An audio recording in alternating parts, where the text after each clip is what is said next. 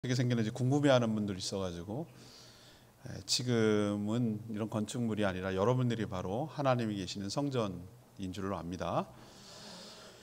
오늘 이야기는요, 이제 역대상을 마무리하는 마지막 장이에요. 다음 주부터는 다른 설교를 하겠죠.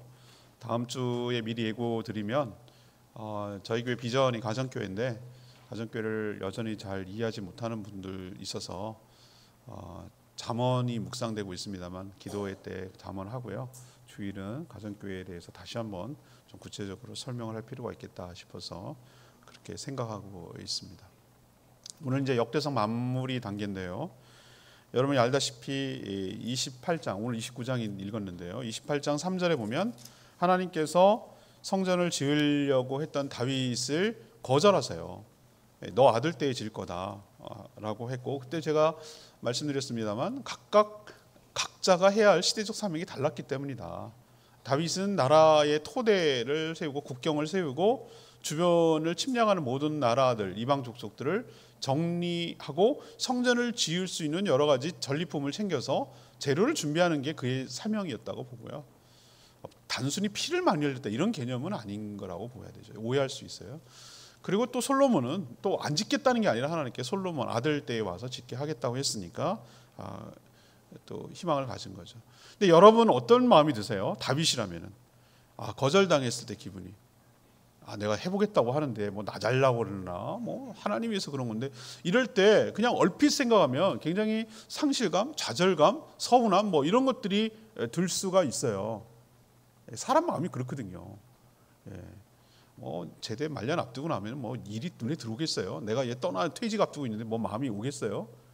그런 거랑 사람 비슷한 거죠. 나 몰라, 내 알 바 아니야. 뭐 이런 식의 좀 무책임한 모습을 보이는데 다윗은 그러지 않았어요.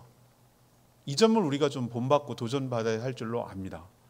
자기 손으로 짓는 건 아니고 아들 때에 짓겠지만 그렇다고 성전을 건축하는데 무관심하거나 또는 포기하거나 아예 그냥 시도도 조차 안 하는, 이건 내 알 바가 아니고 내 일 아니니까 이런 생각을 갖지 않았다는 거예요. 여러분이 좀 주목하실 필요가 있어요. 왜 그런가? 여러 가지 이유가 있어요. 분명히 하나님께서 아들 솔로몬 때에 짓게 하겠다 그랬거든요. 근데 아버지 다윗이 바라본 솔로몬은요, 물론 대부분의 아버지가 그래요. 대부분의 아버지가 어떠냐면은 믿업지 못해요. 여러분도 그러세요? 저도 좀 그래요. 그래서 부모하고 자식이 다른가 봐요. 잘 하는데도 괜히 그냥 내 눈에 보기에는 뭔가 저거 사람 무시할까? 제대로 저 일 해낼 수 있을까? 뭐 이런 마음 때문에 성이 차지 않아요. 저만 그런 건 아니겠죠. 그리고 실제적으로 솔로몬이 나중에는 막 지혜롭고 막 엄청나게 했는데 크는 과정에서 그러니까 몸이 약했던 모양이에요. 유약하고 미숙하고 여러 가지 부족했던 것으로 보여요. 그래서 오늘도 1절에 뭐라고 했냐면 다윗 아버지 눈으로 보면 솔로몬이 아직도 어리고 아직도 미숙해요. 근데 이 성전이라는 공사는 처음 하는 일이고 어마어마한 하나님의 일이잖아요. 하나님의 집을 짓는 일이기 때문에 엄청난 공사란 말이에요.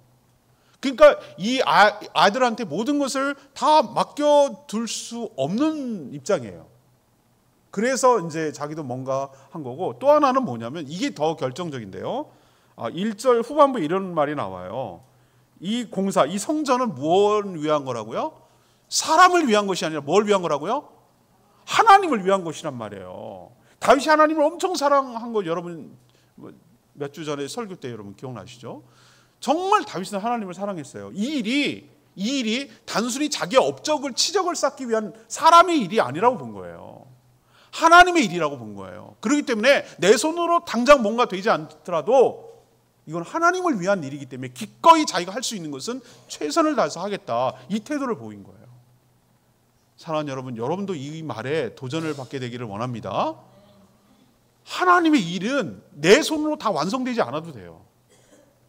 나는 만약에 모든 집을 짓는 거라면 난 벽돌 한 장 얹으면 되는 거예요. 두 번째 사람이 3개 얹고 또 그 다음 사람이 또 얹고 그 다음 때에 또 얹고, 이래서 하나님 나라는 완성이 가는 거예요. 우리 지금 하나님 나라 완성되지 않았어요. 완성되어 가고 있는 거예요. 주님이 오실 때 최종적으로 완성되는데 하나님은 퍼즐 맞추듯이 우리를 통해서 그 벽돌 한 장을 우리를 통해서 놓기를 바라고, 내가 곧 벽돌이기도 하고 하나님의 성전을 짓는데 그렇다면 내가 하나님의 일을 대할 때 내 손으로 다 짓고 완성한다는 개념이 아니더라도 내가 할 수 있는 일에 최선을 다해서 헌신하며 하나님께 충성을 다해야 될 줄로 믿습니다. 왜 이렇게 성전 건축을 간절히 바랬죠? 여러분 기억나시잖아요. 지난주에도 설교했습니다만 베레스 우사 사건 때문에 우사가 죽었어요. 그래서 그 언약궤를 오베데돔 집에다 놔뒀단 말이에요. 어쩌면 떠넘긴 거예요. 뜨거운 감정, 이거 어떻게 할 바가 모르니까. 근데 오베데돔 3개월밖에 있지 않았는데 그 집을 축복하여 주신 줄 믿습니다. 제가 지난주에 말씀드렸잖아요. 그 집안이 얼마나 큰 축복을 받았는지. 성전 문지기로서 얼마 어마어마한 하나님의 축복을 받았어요.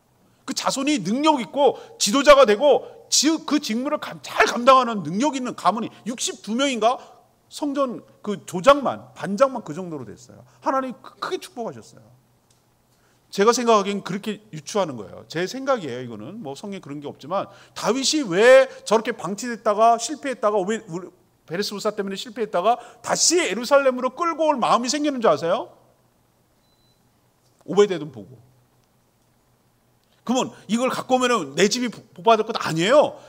저렇게 봐라. 한 집안에만 이렇게 안치를 해도 하나님께서 저 집안을 축복하시는데 우리 국가의 수도인 예루살렘에 딱 놨을 때 이 나라와 이 백성들이 받을 축복을 상상하니까 엄청나게 기대가 되는 거예요. 이건 저렇게 놔둘 문제가 아니라고 판단한 거예요. 오베데돔이 받았던 그 축복을 자신의 백성, 이스라엘 동족인 이스라엘 백성 모두가 그렇게 받기를 바랐고 하나님이 영광 받으시기를 원했고 이 백성과 이 나라가 그런 하나님의 놀라운 은혜와 축복을 받기를 바랐기 때문에 이것을 결코 포기할 수가 없는 일이에요. 이건 하나님의 일이기도 하고 곧 자신의 일이기도 했어요. 그래서 그는 내 손으로 짓지 않더라도 어떻게 하냐면 그것을 지을 수 있는 것을 최선을 다해서 준비를 해요. 예를 들면 오늘 영상에 나왔습니다만 오늘 재료 많이 할 텐데 사람이 재료만 갖고 되는 건 아니지만 건축 자재 엄청나게 준비합니다. 이 성전을 만드는데 그냥 뭐 허름하게 무슨 개인 집 짓는 거 아니잖아요. 좋은 돌, 좋은 나무, 백향목 두로와 시돈에서 백향목 갖고 오고 돌을 떠가지고 깎고 다듬고 해야 되고 그 전체를 뭘로 박았냐면요. 금박이 있어요. 금박.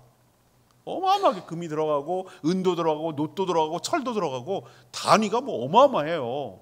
근데 이런 재료만 건축 자재만 준비한 게 아니라 뭐예요? 일꾼을 준비해야 될 거 아니에요? 석수, 목수 다듬는 거 있잖아요. 그리고 거기다 지도자 이거 운반하는 사람 오늘 영상에 나왔죠. 몇만 명씩 동원되는 몇만 명씩.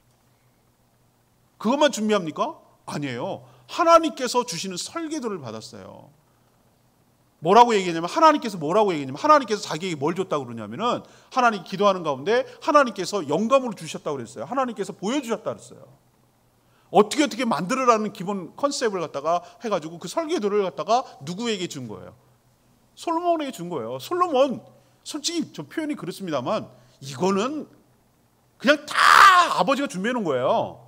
솔로몬은 뭐만 하냐면 되냐면은 그거를 뭐 하냐면요 순서대로 맞추기만 하면 되는 거였어요. 좀 극단적으로 얘기해요. 물론 솔로몬 때에 완성됐습니다만 사실은 밑작업 모든 것들을 다 다윗이 해놓은 거예요. 그래서 솔로몬이 이 건축할 수 있었지 이런 준비가 없었더라면 저는 솔로몬 건축 안 나왔다고 생각해요. 근데 오늘 제가 포인트를 두려는 것은 뭐냐면은 다윗이 성전 건축을 하나님의 일을 위해서 이거 하나님의 일이라고 말씀드렸어요. 이건 사람의 일이 아니라 어떻게 헌신을 했는가. 그리고 다윗뿐만 아니라 그들의 지도자들과 백성들이 어떻게 하나님께 헌신을 했는가. 왜 했는가 헌신을. 그럼 어떻게 하는 것이 제대로 된 헌신인가. 왜 우리가 헌신을 해야 되는가. 오늘 이것에 대해서 포커스를 두고 오늘 말씀을 전할 텐데 오늘 여러분 말씀을 들으시고 성전을 건축하는 게 예배당 건축하자는 게 아니에요. 하나님이 계신 교회, 우리 성도들을 세워가는 것, 하나님의 뜻이 이 땅에 이루어지도록 하나님의 예수 그리스도의 손발이 되어가지고 주님의 뜻을 이루는 것이 바로 하나님의 일인 줄로 믿습니다. 교회를 세워간다는 게 성도를 세워가는 거예요. 영혼고나의 주님의 제자 삼고 그래서 그 사람이 제자가 되도록 해서 그 세워가는 일에 내가 어떻게 헌신할 것인가. 오늘 말씀을 통해 도전을 받고 여러분도 하나님께 온전하고 올바르게 헌신하는 복된 인생 살아가게 되기를 축복합니다. 첫 번째로 어떻게 되는가? 힘을 다해 자원해서 하나님께 드려야 되는 거예요. 그렇게 헌신해야 돼요.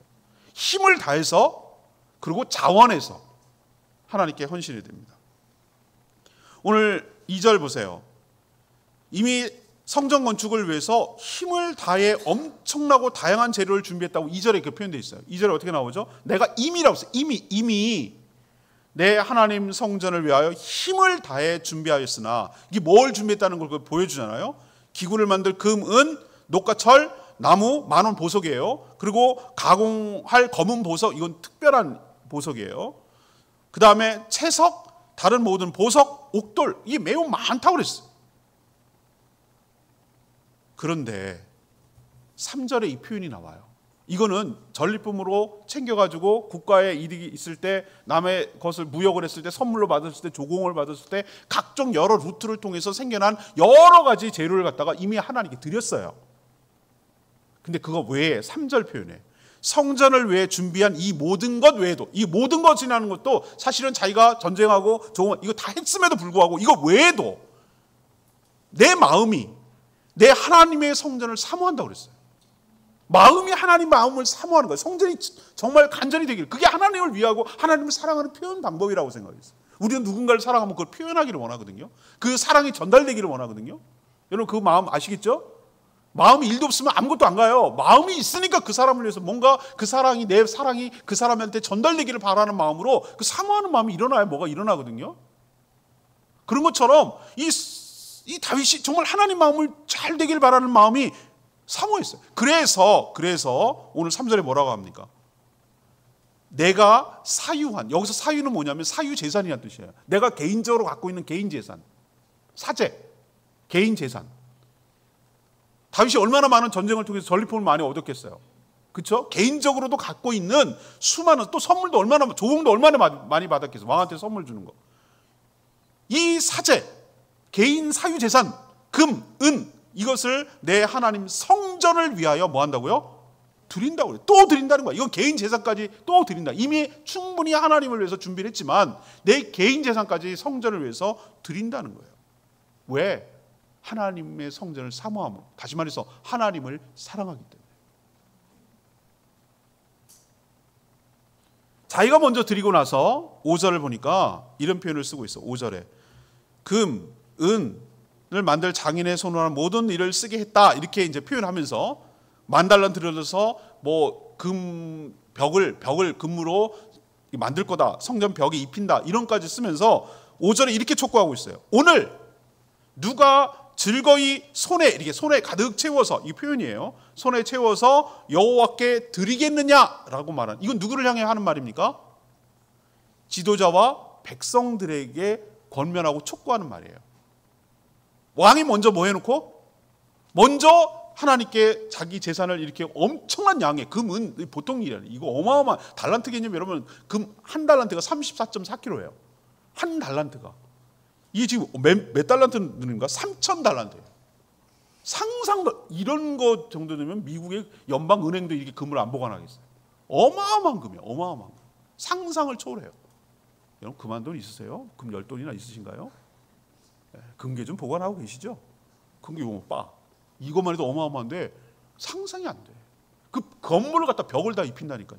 이 정도로 드렸었는데 뭐라고 했냐면 자기가 먼저 드려놓고, 여러분도 이 하나님 나라를 위해서 즐거이 드릴 사람이 누구입니까? 손에다 이렇게 가득 채워서 하나님께 드릴 사람이 누구입니까? 라고 백성들에게도 지도자들에게 뭐 하는 거예요? 하나님 나라를 위해서 헌신하고 섬길 수 있는 기회를 주도록 촉구하고 있는 표현이 이 표현이에요. 5절에 있는 표현. 그러자 6절에 있는 표현대로 이해는 뭐냐면, 이 다윗 왕이 이렇게 먼저 솔선수범하고 먼저 하나님께 드리자, 그것을 보고 모든 가문의 지도자, 이스라엘 모든 지파의 지도자, 천부장, 백부장, 왕의 사무관이 다 뭐한다? 즐겁게 드린다 이거야. 분위기가 그렇게 조성이 됐어. 즐겁게 하나님께 드리게 됐어. 그러고 나자 9절에 보세요. 이 지도자만 드린 게 아니라 백성들은 자원하여 드렸으며 기뻐하였으니 그들이 성심으로 여호와께 자원하여 드렸으므로 다윗 왕도 심히 기뻤다. 이렇게 제안하고 이렇게 하자고 했는데 백성들과 지도자들이 거기에 호응하며 함께 드리게 되자, 성심으로 자원하여 기쁨으로 드리게 되자, 그렇게 촉구했던, 그렇게 제안했던 다윗 왕도 너무너무 기쁜 거예요. 뭐가 기쁘냐면은 내 말을 들어줘서 기쁜 게 아니라 이 백성들의 마음도 하나님을 사랑하는 마음으로 하나가 된 것이 너무 기쁜 거예요.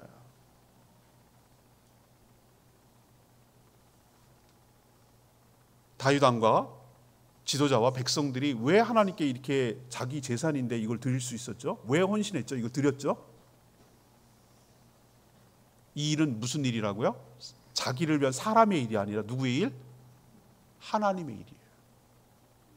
내가 드리는 것은 하나님을 위해서 내가 뭔가 하나님을 위해서 섬기고 내가 하나님께 드릴 수 있는 기회이고 특권이라고 생각했기 때문에 기꺼이 이렇게 드릴 수 있는 줄로 압니다. 헌신은 뭐냐? 하나님 내가 나한테 막 얼고 달리고 막 겁박 주고 막 회유하고 뭐 해가지고 막 뒤틀고 막 이래가지고 쥐어틀고 이래가지고 하나님 내가 있는 거 조그만 거 뺏어가는 이런 개념으로 생각하면 여러분 큰 오산이에요. 하나님 여러분이 아무것도 안 드려도 하나님 스스로 만족하신 분이고 충분하신 분인 줄 믿습니다. 뭐가 하나님께 아닌 게 있어요? 하나님께 아닌 것이 있어요. 근데 내가 뭘 하나 돌을 던진들 내가 돌 하나를 던진들 호수에 무슨 영향이 있겠어요? 바다에 무슨 영향이 있겠냐고. 그런데 놀랍게도 하나님이 충만하신 그분이 우리들이 드리는 것을 기꺼이 받으심으로 우리 헌신을 받아주시는 것이 우리 입장에서는 엄청난 영광이고 특권이고 기회의 축복의 기회인 줄로 믿습니다. 여러분 대통령 맨날 욕해도 대통령 비서실에 누가 여러분 근무 내가 할게요. 내가 헌신할게요. 여러분 써줍니까?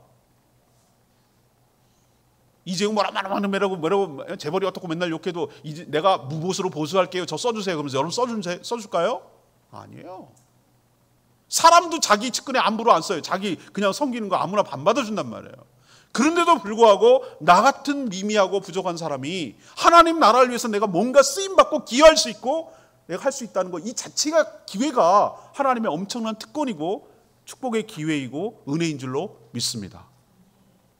여러분 아니어도 되는데 여러분이 거기에 참여한다는 것이 큰 영광인 줄 알란 말이죠. 저는 특별하게 헌금에 대해서 얘기를 한 적이 설교한 지 거의 없었던 것 같아요. 거의. 그렇지만 이제 생명의 상 공부할 때는 원리를 가르쳐줘야 하기 때문에 그렇게 해요. 근데 어떤 목사님 하는 말을 목회자들끼리 이제 모여서 하는 얘기인데 저는 그런 걸 참 못하겠던데요. 설교를. 그랬더니 이렇게 얘기하는 그분 하나님 나한테 굉장히 도전을 준 말이 그 말이었어. 이 목사 잘 생각해 봐야 돼. 당신 스스로 성도들한테 부담 안 주려고 그런 거 안 하는 것까지 내가 그 마음을 이해하겠다 이거예요. 그런데 성도들이 축복을 받고 하나님께 섬길 수 있는 기회를 당신이 박탈하고 있다. 그래서 제가 뭔가 하나 얻어맞은 것 같아요. 그러네. 그럴 수도 있겠네. 하나님께 쓰임받을 수 있는 기회를 내가 열어주고 그 길을 보여주고 이렇게 하는 것이 하나님 내는 것 그걸 알려주고 하는 것이 지도자의 일이지. 왜 성도들이 부담을 갖고 그렇게 할까 봐 그거 자체를 아예 못하게 하는 거가 그게 정말 성도를 위하는 것이냐 한번 생각해 보라는 거예요. 저보고. 그렇구나. 내가 성도들이 하나님께 쓰임받고 복받을 수 있는 길을 내가 막고 있네 라는 생각이 어느 날 들어온 적이 있었어요. 그렇다고 당장 어떻게 하자고 막 얘기한 적은 없어요. 여러분. 그렇지만 제가 기회 있을 때마다 뭐라고 얘기하냐면은 제가 특별하게 자주 하지 않습니다만 예를 들면 선교지에 뭔가를 보내야 됩니다. 예를 들면 뭐 터키에 거기가 바로 우리 안디옥이 처음 복음이 시작된 데거든요. 거기 지진단 사람들을 위해서 뭔가 합시다. 아니 저 캄보디아 우물 파는데 거기가 우물이 없어가지고 가뭄에 시달리는데 그 우물 파는데 한 100만 원 든답니다. 합시다.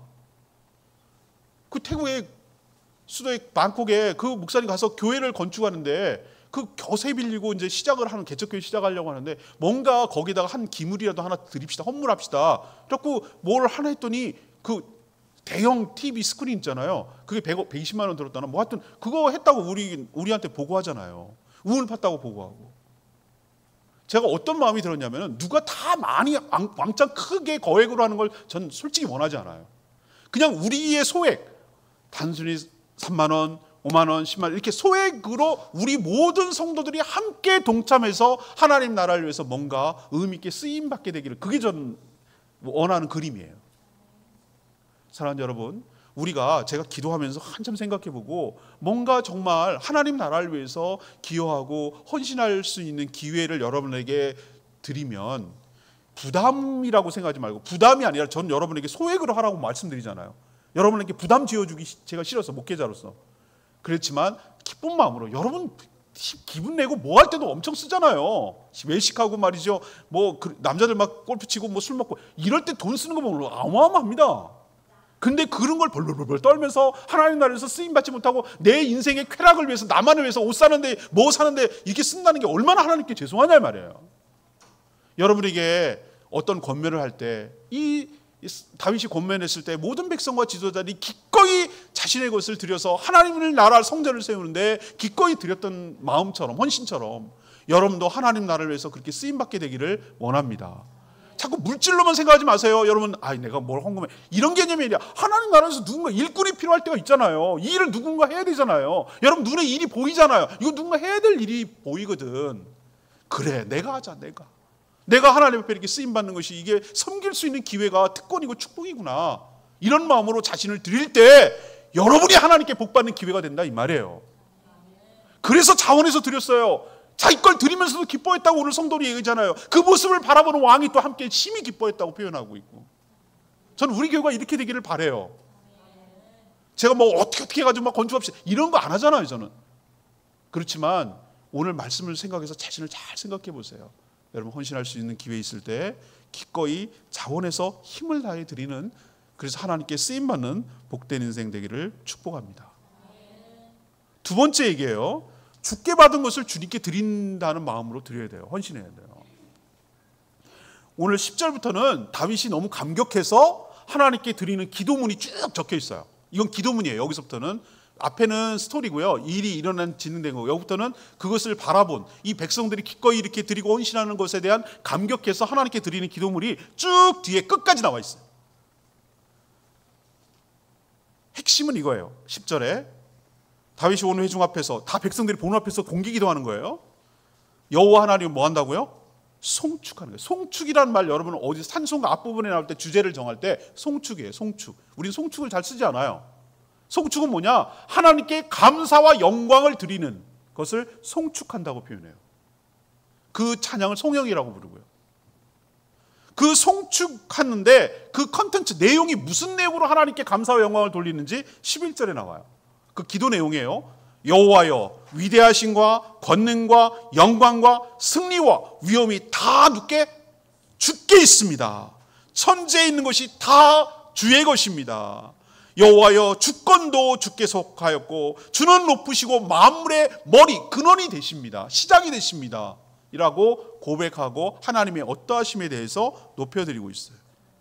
이것은 하나님의 모든 주권을 인정하며 하나님의 모든 소유권을 인정하는 것이고, 12절에는 부하기, 북이라고 그러죠. 주께로 말미암다는 것은 그분으로부터 출발하고 그분으로부터 시작된다는 거예요. 그분이 근원이란 얘기예요. 또 주는 만물의 주제가 뭐냐면 통치자, 주인됨을 말하는 거예요. 통치자.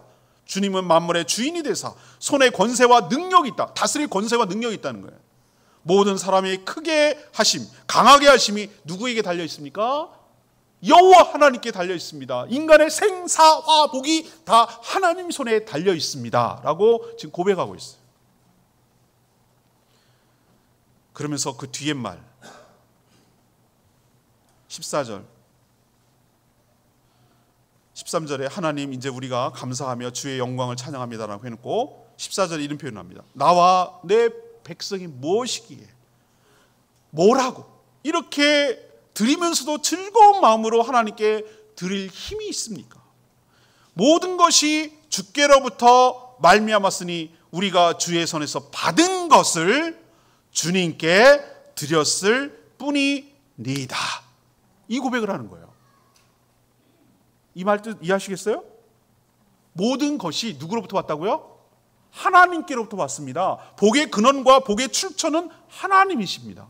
우리 손에 누리고 있는 모든 것들, 우리가 누리고 살아가고 있는 모든 것들이 알고 보면 만물의 생사복을 주관하시고 인간의 생사복을 주관하시고 그 주권자 되시는 하나님으로부터 내가 받아서 누리고 있는 것인 줄로 압니다. 그러니 하나님께 받은 것을 하나님께 다시 드릴 뿐이지 내 거 갖고 하나님 드린 것 아님을 고백합니다. 이 뜻이에요. 많은 사람들이 오해하고 착각하는 거 내가 벌었으니 내 건 줄 알아요. 그래서 내 거 드린 거니까 아까운 거예요. 이게 내가 어떻게 벌었는데. 여러분 그런 생각 버리시기를 바랍니다. 제가 말씀드리잖아요. 엎친 데 덮친다고. 이상하게 어려움은 한꺼번에 찾아와. 희한하죠? 꼭 설상가상이에요. 설상가상. 어쩌면 영화 같은 일이 가끔 우리 주변에 일어나잖아요. 저 사람들 보고 보면 거기 왜 남 얘기만 하냐고요. 나도 해당될 수 있지. 왜 주인공이 나는 아니고 나는 아니라고 생각. 주인공은 항상 산다고. 왜 나는 항상 영화 주인. 여러분 조연이에요. 조연. 1회 만에 죽을 수도 있는. 1회만 나와갖고 죽을 수. 사건 사고가 얼마나 많이 일어나는지. 왜 또 그렇게 질병은 많은지. 애들 사고 치면은 어떻게 감당할 거야. 남편 사고 치고. 생각지도 않아. 내가 원하지고 내가 악하게 굴지 않아도 내가 원치 않은 여러 가지 환난과 어려움 쑥쑥쑥쑥 빠져나가는 일이 얼마나 많이 있습니까? 이거는 내가 힘으로 막을 수 있는, 내 수준에서 막을 수 없는 일들이 얼마나 많이 우리에게 생깁니까? 왜 나는 아니라고 생각합니까? 하나님의 은혜와 축복과 보호 가운데 여러분이 살고 있음을 기억하시기를 바랍니다. 내가 벌었으니까 내가 뼈 빠지게 일했는데 열심히 나와가지고 일했는데. 직장 없는 분 실직할 수 있는 것. 또 직장이 있고 일터가 있더라도 손님이 안 보내주면 어떻게 내가 수입이 생길 것이냐 말이에요. 내가 그만두라고 하면 그만둘 수밖에 없는 고용된 사람들은 얼마나 불안하겠냔 말이에요. 이 모든 것들을 생각하면 내가 내 힘으로 버는 것이 아니고 하나님께서 은혜를 주시고 축복해 주셔서 내가 수입이 있는 것이고 내가 이 땅을 살아가고 있는 줄 믿습니다. 그 마음, 하나님께 드릴 수 있는 마음조차도 하나님이 주시는 것이라고 오늘 표현하고 있는 말에 제가 감격이 됐어요. 그렇구나. 있다고 드리는 게 아니구나. 오늘 14절 표현이 그거잖아요. 나와 다윗이 고백하는 거잖아요.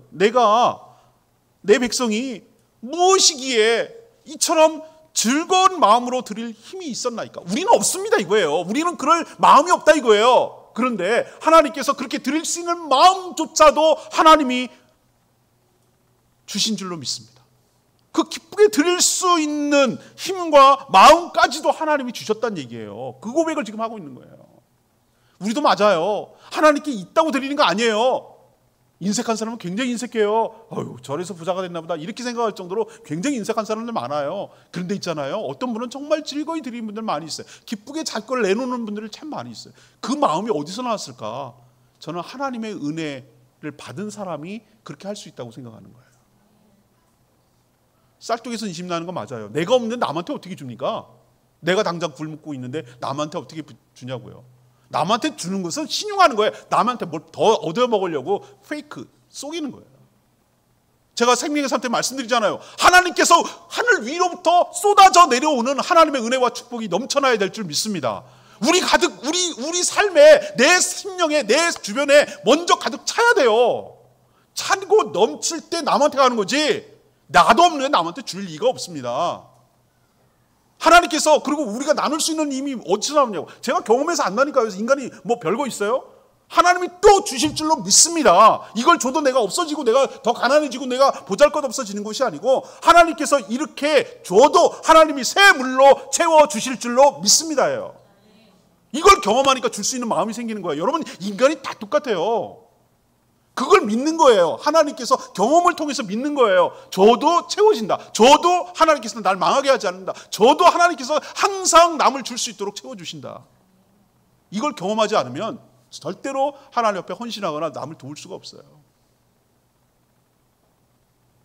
이 백성들이 이렇게 하나님의 것인 줄로 알고 하나님의 것을 하나님께 드릴 수 있는 마음이 생겨나는 것조차도, 그 마음조차도, 물질도 주시는 뿐만 아니라 그 마음조차도, 헌신할 마음조차도 하나님의 소관이란 말에 제가 은혜가 되고, 여러분이 누군가, 여러분이 뭔가 하나님 나라를 위해서 헌신하고 드릴 수 있는 것조차도 내가 좀 그렇지 뭐, 내가 좀 드릴 수 있지 뭐, 내가 할 수 있지, 아니고요. 그게 아니고요. 그 마음조차도, 물질은 이미 벌써 하나님이 주셨고 그 마음조차도 하나님이 일으켜 주셔야, 하나님이 동력을 일으켜 주셔야, 그 마음을 움직여 주셔야, 그 마음을 만져 주셔야만 가능하다는 거 여러분 기억하시고, 내가 하나님 앞에서 뭔가 헌신할 수 있었다는 그 자체가 이미 하나님께서 여러분의 마음을 만지시고 여러분을 통하여 기쁘게 받으시기를 원하고, 여러분들을 통하여 하나님께서 존귀하게 받으시기를 원해서 여러분을 통해 기쁘게 받으시기를 원하는 하나님의 축복인 줄로 믿습니다. 우리 자녀 키워보면은 용돈 다 줘요. 다 줘요. 근데 말이죠, 그 돈이 어디서 나오는지 내가 다 알고 있는데도 불구하고 우리 자녀들이 어디서 뭘 하거나 뭘 할 때 이거 엄마 아빠 하시라고 사왔을 때 겉으로는 이렇게 말해요. 아유, 뭘 이런 걸 사고 그러냐. 너도 없는 너를 너나 써라, 너나 써. 이렇게 말을 하면서도 마음 한켠으로는 어떻습니까? 그래도 얘가 나를 생각해 주는 마음이 너무 있구나. 요만큼이라도 있구나. 이런 것 때문에 여러분 흐뭇한 경험 없으세요? 있죠? 저는 하나님이 그렇다고 생각해요. 여러분에게 주어진 모든 것들이 하나님이 주셨어요. 근데도 왜 우리한테 뭔가 자꾸 줬다 빼서 이렇게 생각하지 마시고 그 마음이에요, 마음. 그 하나님의 사랑이 그렇게 표현되기를 원하는 거예요. 하나님 그걸 기대하는 거예요. 하나님이 사랑을 온팡이 여러분에게 주시고 모든 필요를 채워주시면서 그걸 왜 또 뺏어요? 그렇게 하는 게 아니라 어떻게 하는지 보고 싶은 거예요. 그 사랑에 감격하는지, 그 사랑에 감사하는지, 그걸 내가 이렇게 드려도 하나님 또 풍성한 것으로 채워주실 것을 믿는지, 나를 믿는지, 이런 걸 보고 싶은 거예요. 하나님께서 여러분 테스트하는 거예요. 그러니까 여러분 안 망해요. 여러분 안 망합니다. 내 마음이 그렇게 일어났다는 얘기는 그 마음조차 하나님이 주신 줄로 알고 여러분 기쁘게 드리는 저와 여러분 되기를 소망합니다.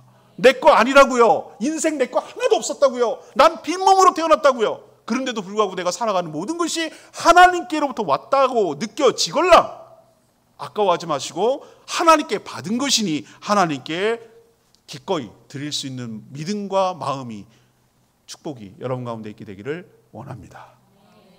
마지막 세 번째는 뭐냐? 정직한 마음으로 정성껏 드렸단 말이죠. 오늘 15절 보세요. 우리는, 자기들 말하는 인간이죠. 우리 조상들과 같이 주님 앞에서 뭐 같다고요?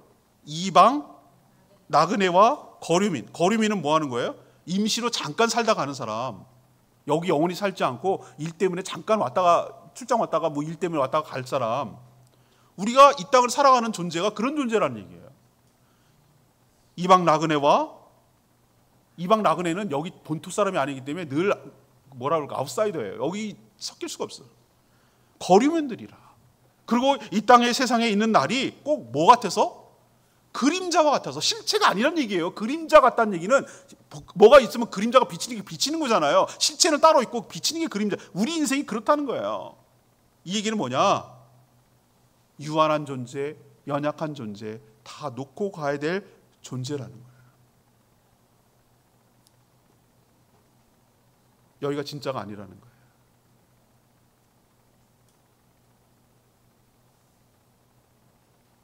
이번 주에 여러분들이 돌아가셨어요. 뭐 제가 알고 지내는 수많은 분들이 돌아가셨어요.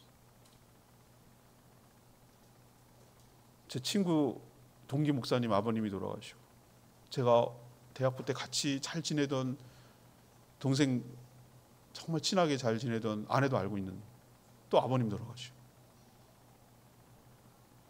우리 교회도 왔었던 대학부 때 크게 영향을 받았던 이덕재 목사님 사모님이 돌아가셨어요. 췌장암으로 사모님이 돌아가셨어요. 지난 월요일 날 장례 치렀어요. 우리 교회 옛날에 오셨던 송영돈 장로님 또 아버님도 돌아가셨어요. 한 주 사이에 네 분이 다 부모님들이 돌아가시더라고요. 남 얘기 같지 않더라고요. 마음이, 나는 아내를 잃어버린다는 심정이 어떨까? 막 이런 생각이 드니까 상상만 해도 너무너무 힘든데 그 유가족들은 얼마나 힘들까? 이런 생각이 들었어요.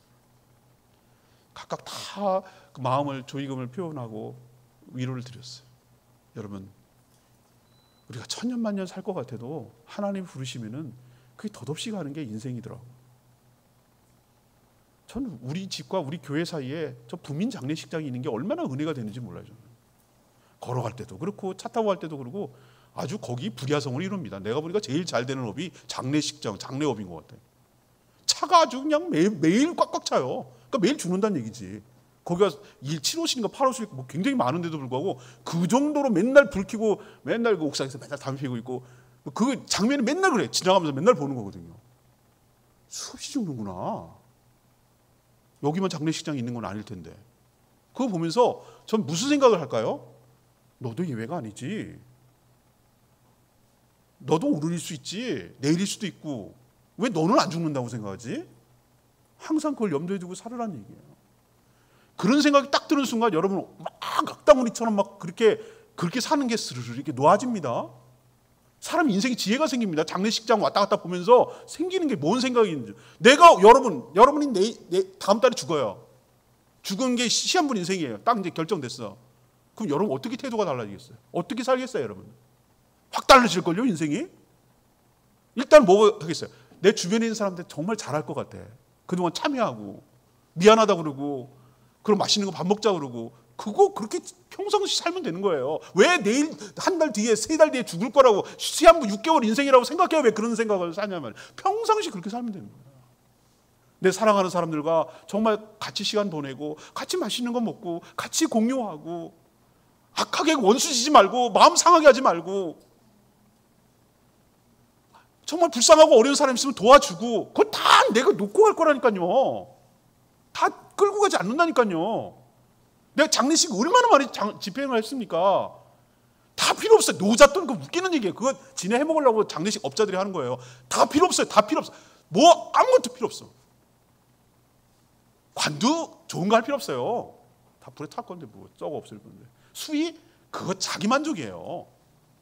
나는 죽을 때 유언하고 싶어요. 내가 평상시에 입던 양복 입혀 죽여라. 태워라. 나 그렇게 하고 싶어요. 그게 맞지. 뭘 그 돈 들여 드리기는. 여러분 오늘 이 표현 여러분 명심하셔야 돼요. 여러분은 이 땅을 살아가는 동안에 뭐라고요? 이방인 나그네와 같고 거류민 같은 존재입니다. 우리의 인생은 실체가 아니고 그림자에 불과합니다. 여기 다 놓고 가야 될 유한한 연약한 인생임을 깨닫습니다. 이 얘기예요. 다윗이 고백하는 기도가. 자, 그렇다면 여러분 어디에다가 마음을 두시겠어요? 그림자가 아닌 실체, 그림자를 지게 하는 그 실체에다가 마음을 둬야 되지 않겠습니까? 우리가 영원히 살게 될, 영원히 가게 될 영생을 누릴 때에다가 마음을 둬야 되지 않겠습니까? 거기다가 보화를 쌓아야 되지 않겠습니까? 거기서 통하는 것을 쌓아야 되지 않겠습니까? 저 이시로 목장 가가지고 거기 맥크리치 신부 그 도전하면서 우리 이방 예배 탈 때 그렇게 얘기했어요. 비록 캐톨릭이지만 우리가 도전받을 건 받자. 복음이 뭐냐? 소자 하나에게 냉수 한 그릇 더해주는 것이 복음이라고. 사람이 먹고 살게 해주는 것을 도와주는 게 그게 복음이지. 무슨 죽어서 천국 가는 게 그걸 전파하는 게 복음이냐. 사랑하는 여러분, 있을 때 잘해야 되는 거예요. 예수님 뭘 기억한다고 그랬거든요? 소자, 어린아이만 의미하는 게 아니에요. 가난하고 불쌍하고 나의 필요를 채워줄 친절을 베풀어야 될 대상이 보이거든. 기꺼이 그렇게 하라고. 그게 나한테 하는 거라고. 이 얘기는 뭐냐? 예수님이 기억한다는 얘기예요. 이게 천국의 보화를 쌓는 것인 줄로 믿습니다. 작은 것부터 그렇게 살아야 되는 거예요. 여기 놓고 갈 것에다 내 왕국을 세우는 것이 아니고 여긴 잠시 살다 갈 정도만 있으면 돼요. 진짜는 따로 있어요. 거기다가 쌓아야 되는 거예요. 왜 이 얘기를 다윗이 꺼냅니까? 하나님 나라를 위해서 헌신했던 건 하나님이 기억하실 줄 믿습니다. 하나님 나라를 위해서 내가 헌신하고 뭔가 드렸던 것은 하나님이 기억하신다고. 하나님이 기억해야 천국에서 통하는 거예요. 이 땅에서 사람이 기억하는 것은 의미 없어요. 시간 지나고 보세요. 역사가 이렇게 바뀔 때마다 평가하는 게 이렇게 달라져요. 여기다가 마음 두지 마시고 하나님이 통하는 거, 하나님이 칭찬하는 거, 하나님이 기억하시는 거, 여기다가 마음을 두고 사는 게 진짜 현명하고 지혜로운 인생인 줄 믿습니다. 그 얘기를 하는 거잖아요, 지금요. 그래서 16절에 뭐라 하냐? 우리 하나님 여호와여, 우리가 주의 거룩한 이름을 위하여 성전을 건축하려고 미리 2절에는 내가 이미 이런 표현을 쓰고 이미 미리 저축한 이 모든 것을 물건을 주님께 왔사오니 주님께 다 드리나이다. 주님 것입니다 라고 고백하는 거예요. 이 얘기는 뭐냐? 다윗은 알았어요. 어디에다가 돈을 써야 되는지, 어디에다가 투자를 해야 되는지, 무엇에 헌신해야 되는지 알고 있었던 거예요. 이 땅을 위해서 하는 것이 아니라 하나님 나라를 위해서, 하나님을 위해서 헌신하고 투자하는 것이 영원토록 남는 것이라는 것을 깨달았던 것이에요. 그리고 이것은 기분 따라 내가 오늘 뭐 어때? 좋았어? 이런 것이 아니라 미리, 그 다음에 이미 하나님께서 준비해 놓은 것들을 하나님께 드린다는 거예요. 이 얘기는 뭐냐면 기분 따라 즉흥적으로 결정하는 것이 아니라 하나님께 계획하고 작정해서 하나님께 드린다는 거예요. 그래서 제가 여러분들 주일 설교할 때 뭐라고 합니까? 제발 좀 즉흥적으로 하는 헌금하지 말라고 그러잖아요. 우리 항상 봉투가 비치되어 있어요. 가져가셔서 고민하면서 내가 감사하면은 감사한 이유가 뭔지 구체적으로 하나님께 적으시고 표현해 드리시고 항상 헌금할 때 그냥 내지 마시고 이른과 함께 하나님께 표현하라고. 그걸 이렇게 기도를 하라고. 그러면 기도에 한 주간 기도해야 된다고 표현하잖아요. 제가 말씀. 그리고 꾸깃꾸깃 해가지고 그렇게 하지 말라고. 하나님 대우하는 그 태도를 보신다고 그랬잖아요. 그렇게 하지 말라고. 정성을 다하라고. 정성을 다해서 미리 준비해서 드리는 헌금을 드리라고. 그걸 몇 번 여러분이 강조하잖아요. 하나님 그거 없어도 충분하신 분이에요. 근데 여러분의 그 마음과 정성을 보시는 거라고 그랬잖아요.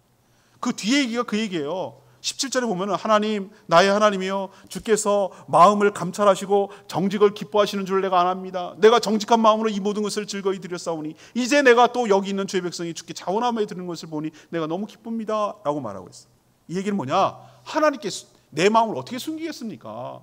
내 마음을 감찰하시고 내 마음의 동기와 내 마음의 목적과 어떤 마음으로 드리는지 하나님께 감출 수 없는 거 내가 잘 알고 있습니다.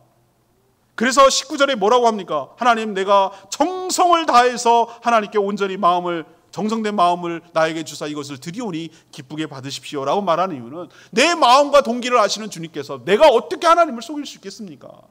내 마음을 다하여 정성으로 드리오니 기쁘게 받아주시옵소서. 다윗이 맨 마지막에 헌신하는 이유가 뭐라고 그랬어요? 아낀다고 내 것 안 되지요? 다 놓고 가지요? 이 인생은 그림자지요? 나는 거류민으로 이방의 나그네로 살지요? 여기 놓고 가지요? 여기 내가 영원히 살 게 아니지요? 내 거 아니지요? 그걸 깨달은 거예요. 하늘에다가 저축 보화를 해야 되지요. 하나님 내 마음 다 아시지요? 내 마음의 동기와 어떤 의도인지 너무 잘 아시지요? 내가 뭘 숨기겠습니까? 정직한 마음으로 그리고 정성을 다하는 마음으로 드립니다. 뭘 받으시기 때문에? 내 마음의 정성을 받으시는 하나님이기 때문에 이 마음으로 드린다고 오늘 고백하고 있어요.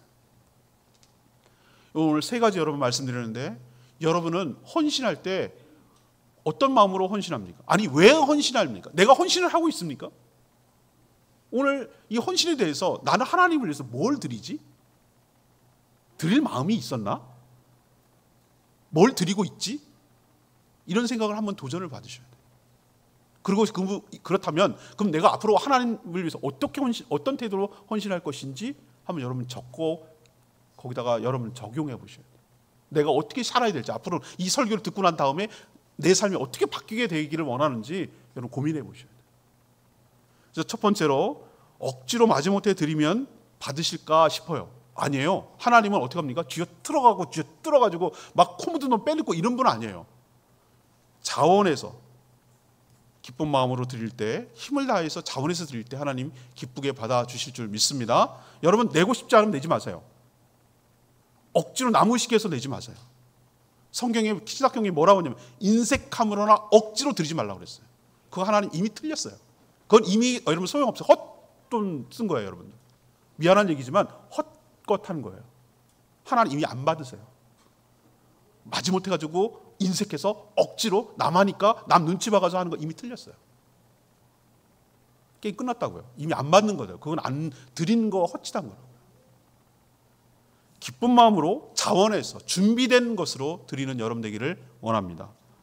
그리고 기억해야 될 거 원래 내 것 없어요. 그걸 내려놔야 됩니다. 원래 내 건 없어요. 다 하나님이 주셨는 거예요.